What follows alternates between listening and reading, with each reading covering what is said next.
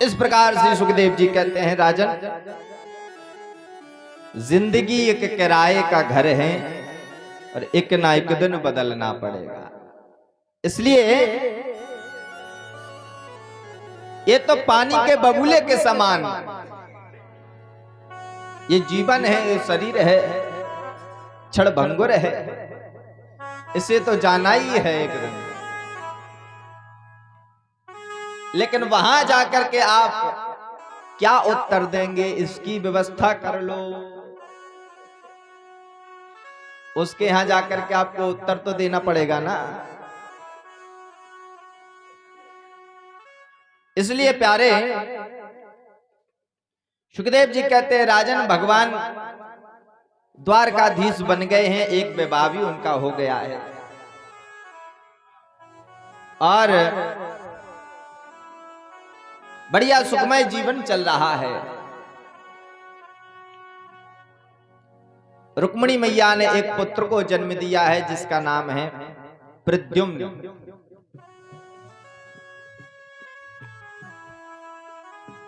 प्रसूत का ग्रह से ही संबरासुर ने प्रद्युम्न का हरण कर लिया,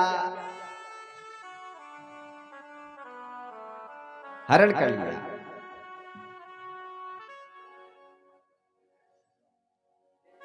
तभी महाराज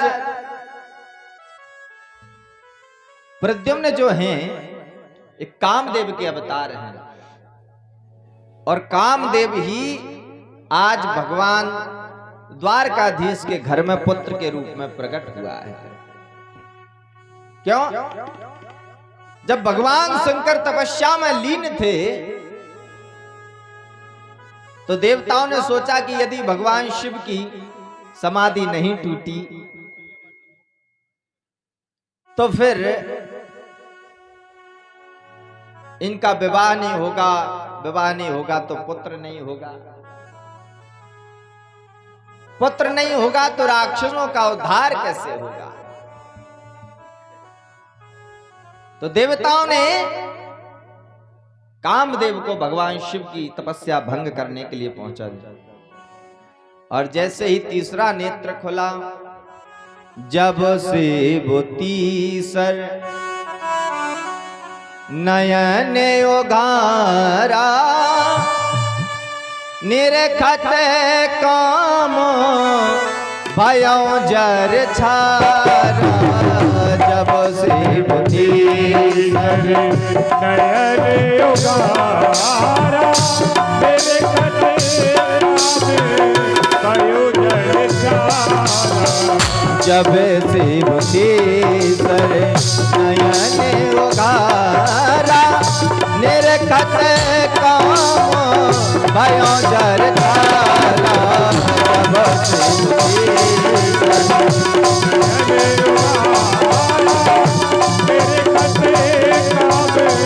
भयो जर छारा।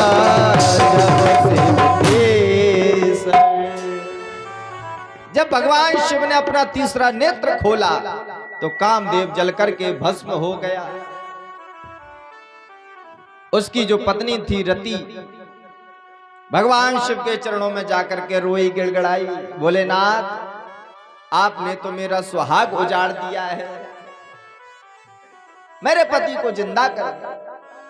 बोले बाबा ने कहा कि अब ये जिंदा तो नहीं हो सकता, लेकिन तुझे मैं वचन देता हूं कि द्वापर युग में जब भगवान श्री कृष्ण अवतार लेकर के आएंगे तो उनके पुत्र के रूप में तुम्हारा पति तुम्हें प्राप्त हो जाएगा। और आज प्रद्युम्न ने जन्म लिया है। भगवान ने संबरासुर के यहां पर भोजन बनाने वाले काम करते थे। इधर संबरासुर ने प्रद्युम्न को उठा करके आकाश मार्ग से जल में फेंक दिया समुद्र में। वहां पर एक मछली ने उसे निगल लिया और उस मछली को एक मछुआरे ने पकड़ लिया। संबरासुर के ही रसोई में वो मछली पहुंच गई। उस मछली को काटा गया तो उसके पेट से पुत्र निकला। तो जो भोजन बनाने वाले थे पति पत्नी उन्होंने कहा कि मेरे कोई बालक नहीं है और भगवान की कृपा से मछली के पेट से हमें बालक प्राप्त हुआ है। नारद जी ने जाकर के कहा जो भोजन बनाने वाली थी कि ये तुम्हारा बालक नहीं, यही तुम्हारा पूर्व जन्म का पति है। तो महाराज उधर रति ने अपनी योग माया से प्रद्युम्न को बड़ा कर दिया, विवाह रचा लिया और प्रद्युम्न ने सम्रासुर का वध कर दिया और रति को साथ लेकर के, अपनी पत्नी को साथ लेकर के महल पधारे, द्वारका पधारे। इधर भगवान का दूसरा विवाह जामवती के साथ हुआ है। अब इधर परीक्षित जी ने प्रश्न किया है कि सुखदेव जी महाराज, गुरुदेव, एक रीछ की पुत्री तो रीछ ही दिखेगी और उसका विवाह भगवान से कैसे हो गया? बड़ी सुंदर कथा श्रवण कराई है। बोले एक बार की बात है, एक राजा है सत्राजित, तो वो द्वारका में भगवान के यहां पर एक मणि पहन करके जाता है। उस मणि का नाम है स्यमंतक मणि। उस स्यमंतक मणि ऐसी है कि 8 पहर जो उसकी पूजा करता है तो 4 मन सोना वो रोज देती है मणि। उस मणि को धारण करके एक दिन महाराज सत्राजित भगवान द्वारकाधीश की सभा में पधारे। तो भगवान के मंत्रिमंडल उद्धव इत्यादियों ने कहा कि महाराज सत्राजित, ये इतनी कीमती मणि है, इतना धन देती है, तुम्हारा तो छोटा सा राज्य है, तुम तो इस मणि की रक्षा भी नहीं कर पाओगे। एक काम करो, इस मणि को द्वारकाधीश को दे दो।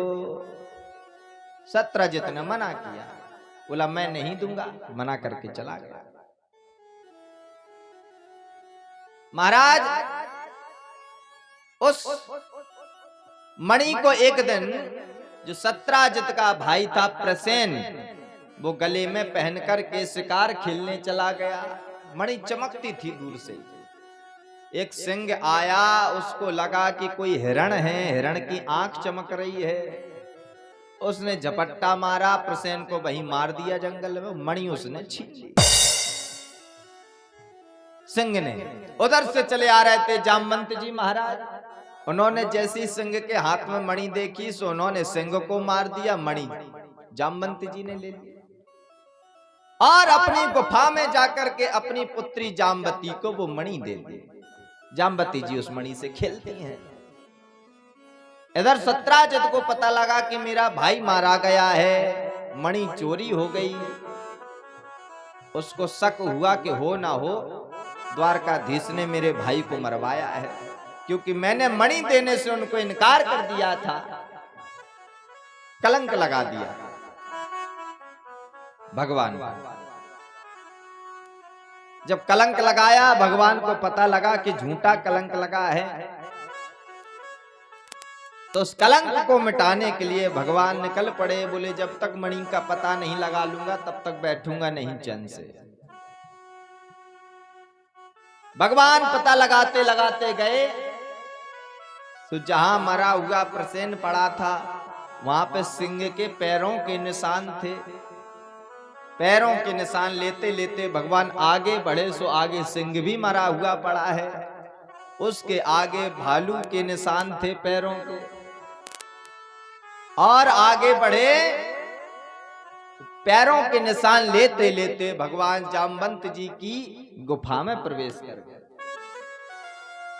जैसे ही प्रवेश किए सो वहां पर जामवती जी मणि से खेल रही हैं। भगवान ने कहा बेटा ये मणि मुझे दे दो।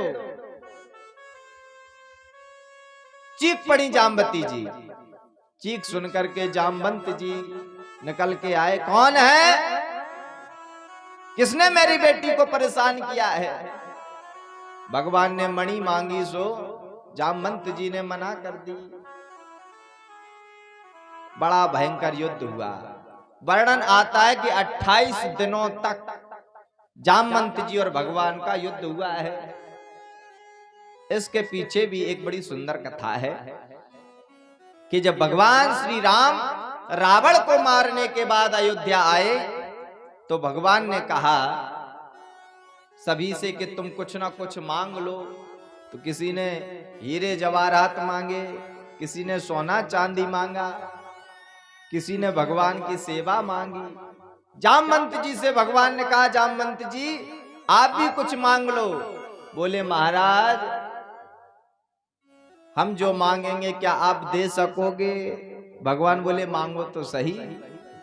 बोले क्या करें, रावण की इतनी बड़ी सेना में कोई इतना बलवान योद्धा नहीं था कि हमारे हाथों की खुजली मिटा सके। हमें तो ऐसा लगता है कि सबसे ज्यादा बलवान तो आप ही हो, इसलिए आप मेरे साथ युद्ध कर लो। भगवान बोले ये संभव नहीं है। क्यों? क्योंकि हम त्रेता युग में मर्यादा पुरुषोत्तम श्री राम के रूप में आए हैं, और यदि जब सेवक और प्रभु का युद्ध होगा तो मर्यादा टूट जाएगी। लेकिन मैं वचन देता हूं कि अगले अवतार में द्वापर युग में मैं तुम्हारा मनोरथ पूर्ण करूंगा। वही वचन पूरा करने के लिए भगवान द्वारकाधीश से जामवंत जी का 28 दिनों तक युद्ध चला। भगवान ने पटक पटक के जामवंत जी की महाराज एक एक नस नस ढीली कर दी। जामवंत जी समझ गए कि भगवान ने अवतार ले लिया है, ये वही हैं। हाथ जोड़ के बोले महाराज क्षमा करें, मैं समझ गया कि आपका अवतार हो चुका है, प्रभु आज्ञा करो। भगवान बोले मणि दे दो। जामवंत जी बोले कि मणि तो नहीं दे पाएंगे। क्यों? क्योंकि मणि मैंने अपनी बेटी को दे दी है और बेटी को दी हुई वस्तु वापस नहीं ली जाती है, इसलिए एक काम करो कि मणि भी ले जाओ और बेटी भी ले जाओ। भगवान बोले हमारा कलंक मिटना चाहिए, हम बेटी भी स्वीकार कर लेते हैं। अब जामवती जी को देखा भगवान ने तो सोचा कि घर में तो साक्षात रुक्मिणी मैया लक्ष्मी जी का ही स्वरूप है। अब जामवती जी तो रीछ की पुत्री हैं, रीछ जैसी लगती हैं, क्या करें? तो समझाया रास्ते में, एक काम करना कि तुम लंबा सा घूंघट डाल लेना। ठीक है महाराज। बोले हमारी पत्नी एक पहले से घर में है, वो बहुत ज्यादा सुंदर है, तो जब तक वो ये ना कहें कि बहन तेरा स्वरूप मेरे जैसा हो जाए तब तक घूंघट मत उठाना। ठीक है महाराज। जामवती को लेकर के भगवान पहुंचे द्वारकाधीश। द्वारका में रुक्मिणी मैया आरती का थाल लेकर के स्वागत करने पधारी, आरती उतारी, बड़ी सुंदर। बहन मुख तो दिखा दो, घूंघट तो उठाओ। भगवान बोले तुम शर्मा जाओगी इनकी सुंदरता देख के। क्यों? क्योंकि ये तुमसे भी ज्यादा सुंदर हैं। रुक्मिणी मैया बोली तो क्या हुआ? नहीं नहीं, तुमको ईर्ष्या हो जाएगी कि हमसे ज्यादा सुंदर कैसे हो सकती है, तो क्या करें? भगवान बोले एक काम करो, तुम इनसे ये कह दो कि तुम हमसे ज्यादा सुंदर ना हो करके हमारे जैसी सुंदर हो जाओ। जैसे ही रुक्मिणी मैया ने कहा वो तो साक्षात लक्ष्मी का स्वरूप है, बहन तुम मेरे जैसे ही सुंदर हो जाओ। तुरंत जामवती मैया रुक्मिणी मैया जैसी ही सुंदर हो गई, घूंघट उठा दिया। इस प्रकार भगवान का दूसरा विवाह जामवती के साथ हुआ। अब इधर भगवान मणि लेकर के पहुंचे महाराज सत्राजित के यहाँ की, महाराज आपने झूठा कलंक लगाया था, ये लीजिए आपकी मणि। लज्जित हुआ सत्राजित, बोला महाराज हम बहुत लज्जित हैं, और मणि भी ले जाओ, और संग में हम अपनी पुत्री का विवाह भी आपके साथ करना चाहते हैं। तीसरा विवाह सत्राजित की पुत्री सत्यभामा के साथ भगवान का विवाह हुआ।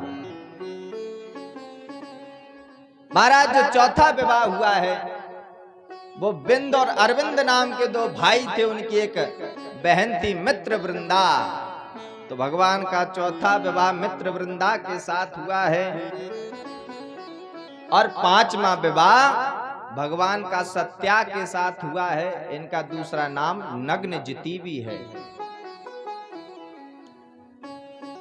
इस प्रकार छठवां जो विवाह हुआ है भगवान का वो भद्रा के साथ हुआ है और सातवां विवाह लक्ष्मणा के साथ हुआ है। जैसे 7 विवाह पूरे हुए, एक दिन की बाद भगवान अर्जुन को लेकर के गए। तो जमुना जी के किनारे एक देवी जी तप कर रही हैं। भगवान बोले अर्जुन जरा पता तो लगा के आओ ये यहाँ क्यों बैठी हैं। अर्जुन गए, देवी जी आप क्यों बैठी हो यहाँ यमुना जी के किनारे। बोली मैं द्वारकाधीश को पति रूप में चाहती हूँ, इसलिए उन्हें प्राप्त करने के लिए तप कर रही हूँ। अर्जुन गए, बोले भगवान वो तो आपके ही लिए बैठी हैं, अब आप आ ही गए हो तो स्वीकार कर लीजिए। भगवान का 8वां विवाह कालिंदी मैया जमुना मैया के साथ हुआ है। इस प्रकार भगवान के 8 विवाह हुए। ये 8 पटरानियां हैं। विवाह तो बहुत हुए, आगे वर्णन आता है। एक भौमासुर नाम का राक्षस है और वो भौमासुर ने 16,100 कन्याओं को कैद कर रखा है। 16,100। उसने संकल्प किया कि जिस दिन ये कन्याओं की संख्या 20,000 हो जाएगी, उस दिन एक साथ में सभी कन्याओं के साथ विवाह करूंगा। नारद जी ने जाकर के भगवान को सूचना दी, प्रभु भौमासुर ने 16,100 कन्याओं को कैद कर रखा है, उन्हें कैद से मुक्त कराओ। भगवान गए और भगवान ने जाकर के उन कन्याओं को कैद से मुक्त कराया और भौमासुर का वध किया है। भगवान बोले जाओ अपने अपने घर। कन्याओं ने हाथ जोड़ करके कहा प्रभु अब हमारा कोई घर नहीं है। क्यों? क्योंकि इतने सालों से हम भौमासुर की कैद में हैं, न तो अब हमें कोई पुत्री के रूप में स्वीकार करेगा और न कोई अपनी पत्नी के रूप में स्वीकार करेगा। अब तो हम अपना जीवन अग्नि में जलकर ही समाप्त कर देंगे। भगवान बोले मरो मत। क्यों? बोले जिसका कोई नहीं है उसके हम हैं। तो 16,100 रानियों के साथ में भगवान ने विवाह किया है।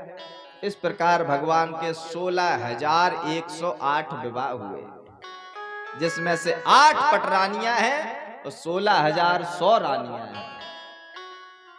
बड़ा सुंदर समय कट रहा है भगवान का। लेकिन एक दिन की बात, भगवान ने सोचा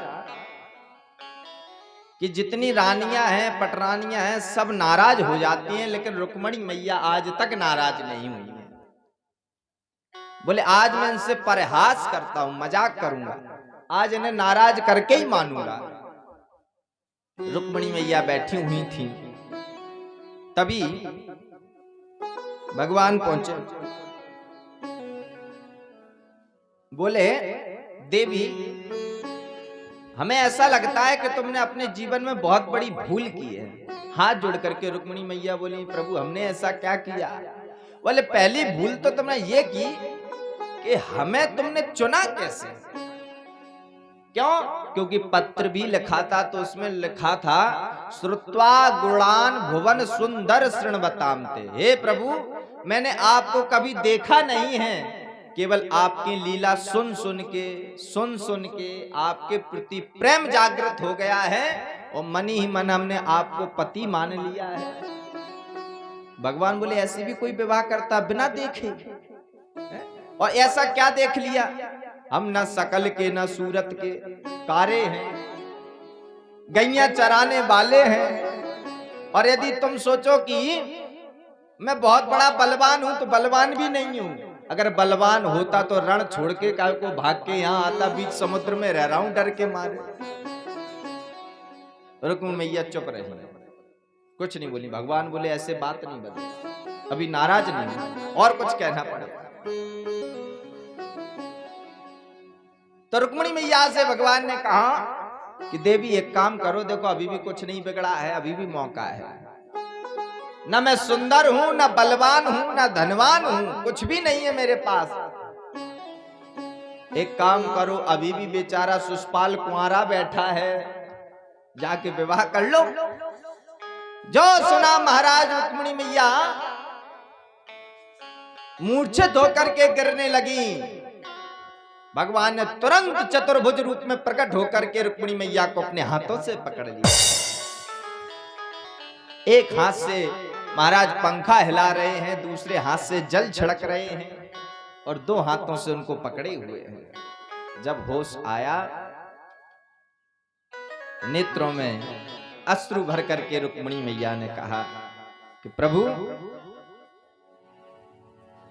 आप मिल गए, हमको सब कुछ मिल गया है, और ये बात कभी मत कहना दोबारा कि सुषपाल से विवाह कर लो।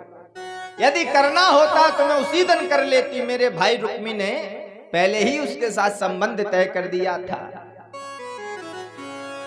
और आप बलवान हो कि नहीं ये तो हमें पता है, और आपने यदि धन की बात कही है तो सुन लीजिए,